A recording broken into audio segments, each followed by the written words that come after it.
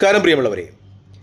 നിയമസഭാ തിരഞ്ഞെടുപ്പിനെ നേരിടുവാൻ പോകുന്ന യു പിയിൽ കോൺഗ്രസിന്റെ പ്രചരണ ചുമതല രാജേന്ദ്ര പാൽ ഗൗതത്തെ ഏൽപ്പിച്ചു എന്ന വാർത്ത വളരെ പ്രാധാന്യത്തോടെ തന്നെ മാധ്യമങ്ങൾ ചർച്ച ചെയ്യുന്നുണ്ട്. പ്രത്യേകിച്ചും തിരിച്ചുവരവിന് ഒരുങ്ങുന്ന യു പിയിലെ കോൺഗ്രസിന് ഇത് ഉത്തേജനം നൽകുമെന്ന കാര്യത്തിൽ സംശയമില്ല. രാജേന്ദ്ര പാൽ ഗൗതം നേരത്തെ ആം ആദ്മി പാർട്ടി നേതാവായിരുന്നു, ഡൽഹിയിൽ മന്ത്രിയായിരുന്നു. അദ്ദേഹം ആം ആദ്മി പാർട്ടി പിണങ്ങിയാണ് ഇപ്പോൾ കോൺഗ്രസിലെത്തിയിരിക്കുന്നത്. അദ്ദേഹം ഒരു അംബേദ്കറിസ്റ്റാണ്, ദളിത് മുഖമാണ്. അതുകൊണ്ട് തന്നെ കോൺഗ്രസ്സിന് ദളിത് വോട്ടുകൾ ഏകീകരിക്കുവാൻ കഴിയും അദ്ദേഹത്തിൻ്റെ നേതൃത്വത്തിൽ എന്ന വിശദീകരണവും വിശകലനങ്ങളും ഒക്കെ പുറത്തു വരുന്നു. നേരത്തെ കോൺഗ്രസ്സിന് യു പിയിലെ അടിസ്ഥാനം എന്ന് പറയുന്നത് ദളിത്, യാദവ, മുസ്ലിം അതുപോലെ മുന്നോക്ക വോട്ട് ബാങ്കുകളുടെ ഏകീകരണമായിരുന്നു. പിന്നീട് ജനതാദളിൻ്റെയും ഈ ജനതാ പരിവാരങ്ങളുടെയും ഒക്കെ കടന്നുകയറ്റത്തിൻ്റെ അടിസ്ഥാനത്തിൽ അവിടെ വോട്ടുകളൊക്കെ ജാതീയമായി വിഭജിക്കപ്പെട്ടു. BSPയും SP ഒക്കെയായി വിഭജിക്കപ്പെട്ടു. മുസ്ലിം വോട്ടുകൾ SP പോയി, യാദവ വോട്ടുകളും SP പോയി, മുന്നോക്ക വിഭാഗം വോട്ടുകൾ BJPയിലേക്ക് പോയി. അതാണ് അവിടെ കോൺഗ്രസിൻ്റെ പരാജയത്തിന് കാരണം. പക്ഷേ ആ ഘടകങ്ങളൊക്കെ തിരിച്ചറിഞ്ഞുകൊണ്ട് കോൺഗ്രസ് ഇപ്പോൾ യു പിയിൽ തിരിച്ചുവരവിന് ശ്രമിക്കുന്നു എന്ന വലിയ വാർത്ത വലിയ രീതിയിൽ തന്നെ മാധ്യമങ്ങളിൽ ചർച്ച ചെയ്യുന്നുണ്ട്. അവിടെ അജയ് റായ് എന്ന് പറയുന്ന ഉന്നത കുലജാതനായ നേതാവിനെ പാർട്ടി പ്രസിഡന്റായി നിയോഗിച്ചുകൊണ്ട് രാജേന്ദ്ര പാൽ ഗൗതത്തിന് പാർട്ടിയിൽ തത്തുല്യമായ സ്ഥാനം നൽകിക്കൊണ്ട് മുന്നോക്ക ദളിത് വോട്ടുകൾ, മുസ്ലിം വോട്ടുകൾ കേന്ദ്രീകരിച്ച് യു പിയിൽ തിരിച്ചു വരുവാൻ കഴിയും എന്ന വിശ്വാസത്തിലാണ് കോൺഗ്രസ്. മാത്രമല്ല BSPയുടെ ഒരു രാഷ്ട്രീയ സ്പേസ് ഇപ്പോൾ യു പിയിലില്ല. BSP ആകെ തകർന്നടിഞ്ഞ ഒരു അവസ്ഥയിലാണ്. കഴിഞ്ഞ ഇലക്ഷനിൽ 403 സീറ്റിൽ കഴിഞ്ഞ നിയമസഭാ തിരഞ്ഞെടുപ്പിൽ മത്സരിച്ചിരുന്നുവെങ്കിൽ പോലും ഒറ്റ സീറ്റിൽ മാത്രമേ BSPക്ക് വിജയിക്കുവാൻ കഴിഞ്ഞിട്ടുള്ളായിരുന്നു. ലോക്സഭയിലാണെങ്കിൽ അവരുടെ അംഗബലം 0. അതുകൊണ്ട് തന്നെ ഈ ദളിത് വോട്ടുകളുടെയൊക്കെ ഒരു ഏകീകരണം ഉണ്ടായാൽ യു പിയിൽ തിരിച്ചു വരുവാൻ കഴിയും എന്ന ഒരു വിശ്വാസം കോൺഗ്രസിനുണ്ട്. അതുകൊണ്ടാണ് ഇപ്പോൾ രാജേന്ദ്ര പാൽ ഗൗതത്തെ നിയമിച്ചത് എന്ന രീതിയിലുള്ള വിശകലനങ്ങളൊക്കെ പുറത്തു വരുന്നുണ്ട്. യു പിയെ സംബന്ധിച്ച് കോൺഗ്രസ്സിന് തിരിച്ചു വരുവാൻ സാധ്യതയില്ലാത്ത ഒരു സംസ്ഥാനമല്ല. 2009, അതായത് കോൺഗ്രസ്സിന് അവിടെ സംസ്ഥാനത്ത് ഭരണം നഷ്ടപ്പെട്ടിട്ട് പതിറ്റാണ്ടുകളായെങ്കിൽ പോലും 2009 ലോക്സഭാ ഇലക്ഷനിൽ അവിടെ 21-ലധികം സീറ്റുകൾ കോൺഗ്രസ് നേടിയിരുന്നു എന്നത് ഒരു യാഥാർത്ഥ്യമാണ്.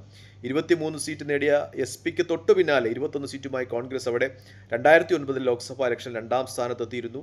ആ ഇലക്ഷൻ്റെ റിസൾട്ട് നോക്കിയാൽ കോൺഗ്രസ് 95ഓളം അസംബ്ലി നിയോജക മണ്ഡലങ്ങളിലും മുന്നിലായിരുന്നു. അവിടെ ആ സമയത്ത് കോൺഗ്രസിന് ഇത്ര വലിയ വിജയം 2009 ഇലക്ഷനിൽ നേടുവാൻ കഴിഞ്ഞത് മുസ്ലിം, പിന്നോക്ക, അതുപോലെ മുന്നോക്ക വിഭാഗങ്ങളിലെ ക്ഷത്രിയർ ഉൾപ്പെടുന്ന വോട്ട് വിഭാഗങ്ങളുടെയൊക്കെ ഒരു ഏകീകരണമായിരുന്നു. അതാണ് ഇപ്പോൾ കോൺഗ്രസിന് കൂടുതൽ പ്രചോദനമാകുന്നത്. അങ്ങനെ ഒരു വോട്ട് ഏകീകരണം 2009 രണ്ടാമത് മൻമോഹൻ സിംഗിൻ്റെ അധികാരത്തിലെത്തിയ അതുപോലെ ഒരു ഏകീകരണം യു പിയിൽ ഉണ്ടായാൽ കോൺഗ്രസിന് തിരിച്ചു വരുവാൻ കഴിയും എന്ന വിശകലനം നടത്തപ്പെടുന്നുണ്ട്. അന്ന് മൊറാദാബാദിലൊക്കെ അസറുദ്ദീനെ പോലെയുള്ള ക്രിക്കറ്റ് താരങ്ങളൊക്കെ വിജയിച്ചു വന്ന ഒരു ഇലക്ഷനാണ്, നമുക്കറിയാം. അതിൻ്റെ ഒരു തനിയാവർത്തനം ഒരുപക്ഷെ യു പിയിൽ കോൺഗ്രസിൻ്റെ പുതിയ നേതൃത്വത്തിന് കൊണ്ടുവരുവാൻ കഴിയും എന്ന ഒരു വിശകലനം നടത്തപ്പെടുന്നുണ്ട്. അതുപോലെ തന്നെ തമിഴ്നാട്ടിലും കോൺഗ്രസ് ഉയർത്തെഴുന്നേൽപ്പിൻ്റെ ഒരു ദൃശ്യം പ്രകടിപ്പിക്കുന്നുണ്ട് എന്നത് യാഥാർത്ഥ്യമാണ്. പ്രത്യേകിച്ചും അവിടെ TVKയുടെ ഭാഗമാണ്, വിജയുടെ ഭാഗമാണ്. വിജയ് കുറച്ചുകൂടി പരിഗണന കോൺഗ്രസിന് കൊടുക്കുന്നുണ്ട്. നേരത്തെ DMK, രാഹുൽ ഗാന്ധിയെ സഹോദരൻ എന്നൊക്കെ ആയിരുന്നുവെങ്കിൽ പോലും മന്ത്രിസഭയിൽ ഒരിക്കലും കോൺഗ്രസിന് പ്രവേശനം നൽകിയിരുന്നില്ല. പക്ഷേ കേന്ദ്രത്തിൽ കോൺഗ്രസ് UPIയിൽ അധികാരത്തിലെത്തുമ്പോഴൊക്കെ DMK കേന്ദ്രമന്ത്രിസഭയിൽ അംഗമാക്കിയിരുന്നെങ്കിൽ പോലും DMK തമിഴ്നാട്ടിൽ അധികാരത്തിൽ വരുമ്പോൾ ഒരിക്കലും കോൺഗ്രസിനെ അവിടെ അംഗമാക്കിയിട്ടില്ല. മന്ത്രിസഭയിലേക്ക് വന്നാൽ മാത്രമേ ആ പാർട്ടി വളരുകയുള്ളൂ. എന്തായാലും TVK കൂടുതൽ പരിഗണന ആ മുന്നണിയിൽ കോൺഗ്രസിന് കൊടുക്കും എന്ന് തന്നെയാണ് വിശ്വാസം. നേരത്തെ ഈ ഇലക്ഷന് തൊട്ട് മുമ്പ് അദ്ദേഹം വിജയ് കോൺഗ്രസിനെ മുന്നണിയിലേക്ക് ക്ഷണിച്ചിരുന്നു. പക്ഷേ കോൺഗ്രസ് DMKയോടുള്ള ആത്മാർത്ഥത കൊണ്ടൊക്കെയാണ് പോകാത്തത്. അന്ന് കോൺഗ്രസിന് 66 സീറ്റ് കൊടുക്കാമെന്നായിരുന്നു പറഞ്ഞിരുന്നത്. അങ്ങനെയായിരുന്നാൽ കോൺഗ്രസിൻ്റെ പ്രകടനം ഒരിക്കൽ കൂടി കുറച്ചുകൂടി മെച്ചമായിരുന്നേനെ എന്ന രാഷ്ട്രീയ നിഗമനങ്ങൾ പുറത്തു വരുന്നുണ്ട് എന്നതാണ് യാഥാർത്ഥ്യം. എന്തായാലും യു പിയിലും ഒപ്പം തമിഴ്നാട്ടിലും കോൺഗ്രസ് തിരിച്ചുവരവിൻ്റെ ഒരു വലിയ പാത തന്നെ സ്വീകരിക്കുന്നുണ്ട്. മാണിക്കം ടാഗൂറാണ് തമിഴ്നാട്ടിൽ PCC അധ്യക്ഷനായി വരുന്നത്. അതുപോലെ രാജേന്ദ്ര പാൽ ഗൗതം, രണ്ടുപേരും നല്ല കഴിവുള്ള ആളുകളാണ്. കോൺഗ്രസ് 2 സംസ്ഥാനത്തും തിരിച്ചുവരവിൻ്റെ പാതയിൽ തന്നെ എന്നു തന്നെയാണ് റിപ്പോർട്ടുകൾക്ക് സൂചിപ്പിക്കുന്നത്. യു പിയിൽ കോൺഗ്രസിന് 3 മാർഗങ്ങളാണുള്ളത്. ഒന്നുകിൽ SP ചേർന്ന് മത്സരിക്കാം, അല്ലെങ്കിൽ കഴിഞ്ഞ നിയമസഭാ ഇലക്ഷനിൽ പോലെ ഒറ്റയ്ക്ക് മത്സരിക്കാം, അല്ലെങ്കിൽ SP, BSP, കോൺഗ്രസ് സഖ്യം, ഇവർ 3 പേരും ചേർന്നുള്ള ഒരു മത്സരം. കാരണം 3നും സാധ്യതയുണ്ട്.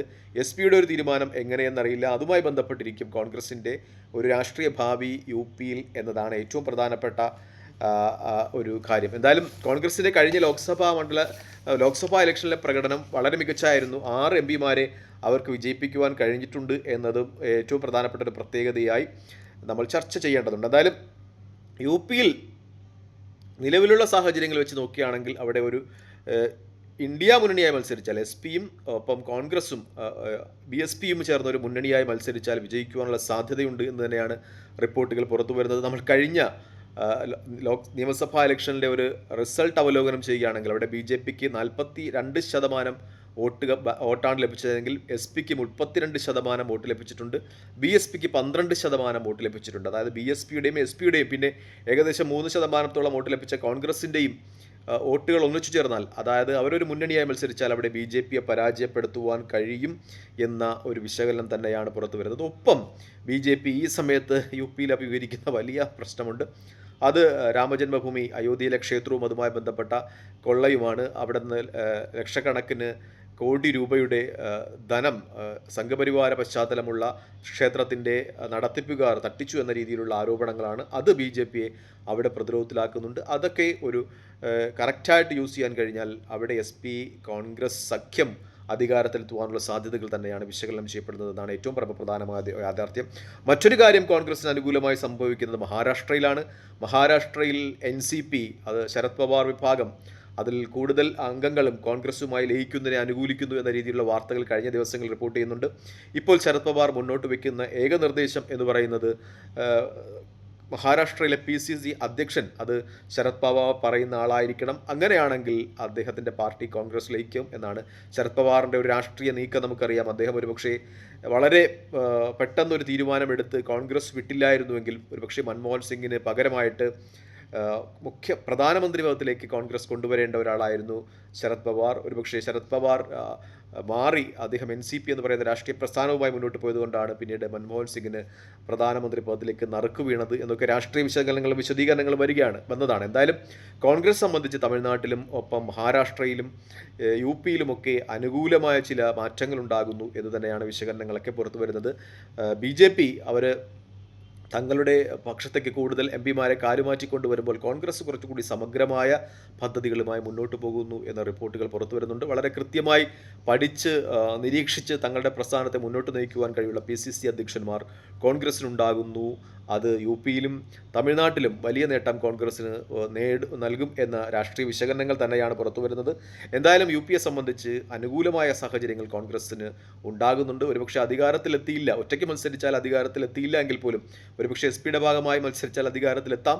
എന്നാൽ ഒറ്റയ്ക്കാണ് മത്സരിക്കാൻ വിധിക്കപ്പെടുന്നതെങ്കിൽ അധികാരത്തിലെത്തിയില്ലെങ്കിൽ പോലും മികച്ച പ്രകടനം നടത്തുവാൻ കഴിയുന്ന രീതിയിൽ കോൺഗ്രസിൻ്റെ പ്രവർത്തന രീതി UPയിൽ മാറുന്നു എന്ന രാഷ്ട്രീയ വിശകലനങ്ങൾ തന്നെയാണ് പുറത്തു വരുന്നത്. തൽക്കാലം ഈ വീഡിയോ വാങ്ങിയാണ്. മറ്റൊരു വീഡിയോ കാണുന്നവരെ നന്ദി, നമസ്കാരം, ജയ് ഹിന്ദ്. വീഡിയോ ഇഷ്ടപ്പെടുന്നവർ ലൈക്ക് ചെയ്യുക, ഷെയർ ചെയ്യുക, കമൻറ്റ് ചെയ്യുക. മറ്റൊരു വീഡിയോ കാണുന്നവരെ ജയ് ഹിന്ദ്.